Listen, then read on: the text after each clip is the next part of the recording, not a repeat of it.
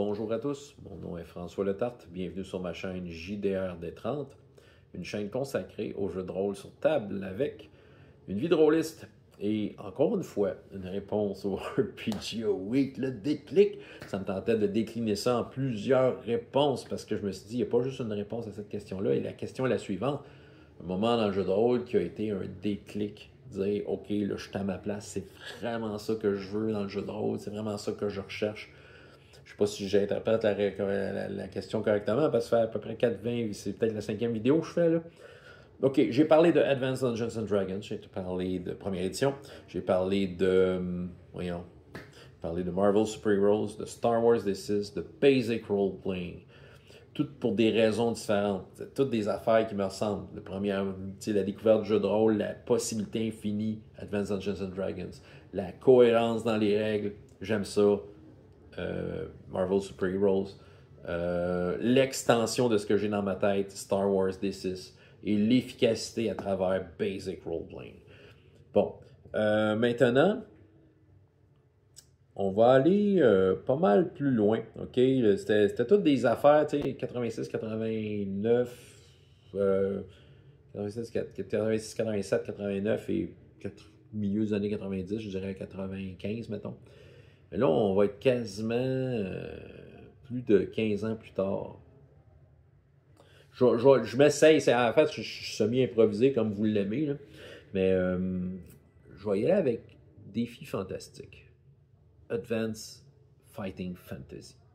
Oui, entre-temps, j'ai eu beaucoup de jeux de rôle, beaucoup d'affaires de fun, beaucoup de trucs que j'ai essayé, mais je roulais mes préférés, j'essayais autre chose. Il n'y a pas eu tant de déclics. Je roulais sur mes déclics, sur ce que j'aimais et essayais de le trouver un peu partout en tant que personnage, en tant que meneur de jeu. J'étais principalement meneur de jeu. OK. Advanced Fighting Fantasy. OK, comment j'en suis venu à connaître ce jeu-là? Ouais, c'est ça. La prémisse est la suivante. Je travaille en bibliothèque, comme je le fais aujourd'hui. Ça faisait déjà 5 ans, 4 ans que j'étais employé là.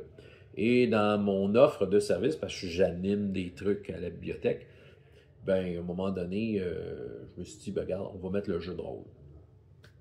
Fait que là, je me suis mis à dire, OK, mais si j'amène le jeu de rôle, comment je peux amener ça pour que ça soit simple? Parce que je voulais pas amener Donjons et Dragons. T'sais, je le voyais que ça aurait été compliqué. T'sais, moi, mon but, c'était d'introduire et de faire un lien avec les livres. Déjà, je m'étais dit, ah, mais je pourrais prendre les livres d'On les héros et essayer de faire le jeu de rôle de ça. J'avais déjà commencé à bisouner de quoi. Puis évidemment, en étant dans cette recherche-là, je me suis mis à chercher sur Internet qui avait fait de quoi, et comme de fait, le jeu existait. Je trouvais ça Advanced Fighting Fantasy, puis là, c'était comme OK. Fait que là, je me suis commandé les livres. J'avoue que j'étais curieux, intéressé, et surtout nostalgique, parce que ça me ramenait au livre d'Onzette L'Héros, tu sais, j'étais déjà dedans, puis ah oui, j'aimais tellement ça, puis c'est ça. Puis là, j'ai commandé les livres. En fait, j'ai commandé, je pense, c'était un triptyque qui avait un peu disponible, qui était le livre de base en anglais, Titan, puis c'est quelque chose de Pit. Hey, écoute, je me souviens plus du nom.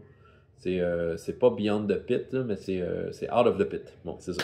C'était le livre des monstres.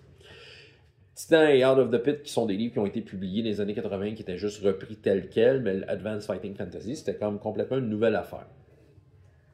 Et là, j'étais aussi en une recherche un peu d'avoir un système de jeu qui représentait la bonne vieille aventure, et c'est ça. OK, faut que je trouve le déclic parce qu'il y en a eu un, tu sais, puis pendant que je cherche dans ma tête, ben là, tu sais, j'ai su pas longtemps après qu'il y a une version française qui a été faite, j'ai commencé à m'embarquer, à m'investir, à en parler, à vous achaler, à créer une chaîne YouTube à cause de ça. Puis à faire la promotion de ce jeu-là qui est si extraordinaire. OK. Je me souviens d'une fois, je lisais le livre, c'est comme fait, ah, c'est vraiment ça. Je pense que, OK, le déclic s'est fait à ce jeu-là par rapport au fait à quel point la mécanique de jeu représente bien. Ouais, je pense que c'est au niveau de la représentation de ce qui est proposé. tout me ramenait à comment c'était cool un livre dans les héros. Tout me ramenait à cette ambiance-là. Je trouvais que le jeu amenait des éléments qui me ramenaient au livre dans les héros. Et qui, les livres dans les héros qui sont directement inspirés du vieux Donjons et Dragons. Évidemment, c'est l'interprétation des deux gars qui ont inventé ça. Fait que Steve Jackson et Ian Livingstone. Fait que là, à un moment donné, c'était de voir à quel point ce jeu-là représentait bien ça et que tu t'embarquais dans une aventure, pas une vieille aventure, vieille école, mais avec une mécanique qui, je pense, était plus cohérente, si on veut, que Donjons et Dragons, les vieilles versions de Donjons et Dragons, là, c'est plus quelque chose que je recherchais. Donc, ça répondait à plusieurs de mes besoins que j'ai nommés avant. L'appel de l'aventure, comme j'ai découvert Advanced Dungeons and Dragons, certaines consistances des règles, comme j'ai découvert dans Marvel Super Heroes, ça répondait à l'extension de ce que j'avais dans la tête. Là. Moi, c'était ça, j'avais comme cette image-là de lire dans les héros, de comment c'était fait, puis comment ça se traduisait, puis la mécanique me suivait. L'efficacité, ouais, le Basic Role-Playing, c'est assez efficace, moi dire, Advanced Fighting Fantasy. C'est efficace, c'est clair, je trouvais que c'était très, très efficace.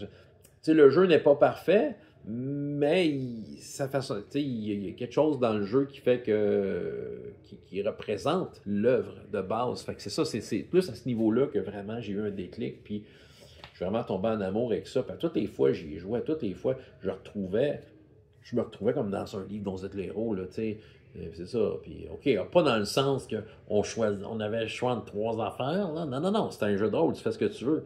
Mais c'était au niveau de l'ambiance, puis d'à quel point que la mécanique, elle est là pour te dire, OK, là, tu as des dés à rouler, oh, t'as un petit peu, là.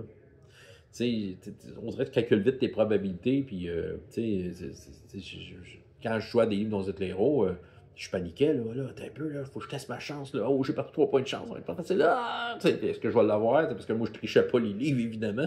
J'étais honnête en jouant à des livres dont c'est de l'héros. Ouais, fait qu'il y a un gros déclic Advanced Fighting Fantasy en termes de à quel point ce jeu-là je trouvais que la mécanique représentait l'ambiance et le genre de jeu qu'on voulait te faire vivre. Ouais, vraiment. Un gros déclic à ce niveau-là. Puis je me sentais bien. Puis juste d'y penser, je me sens bien. Je me sens à ma place avec ça. OK. Je pense qu'il va rester 2 vidéos. On va voir. Là, quand je vais faire stop, je vais repenser à mon affaire. Donc, encore une fois, une autre vidéo de la série, de la longue série qui répond à une question du RPG Week. Bruno, tu me fais parler. François Letard, JDR D30 et jusqu'à la prochaine fois. Il y a autant de plaisir dans la vie que dans les jeux. Au revoir.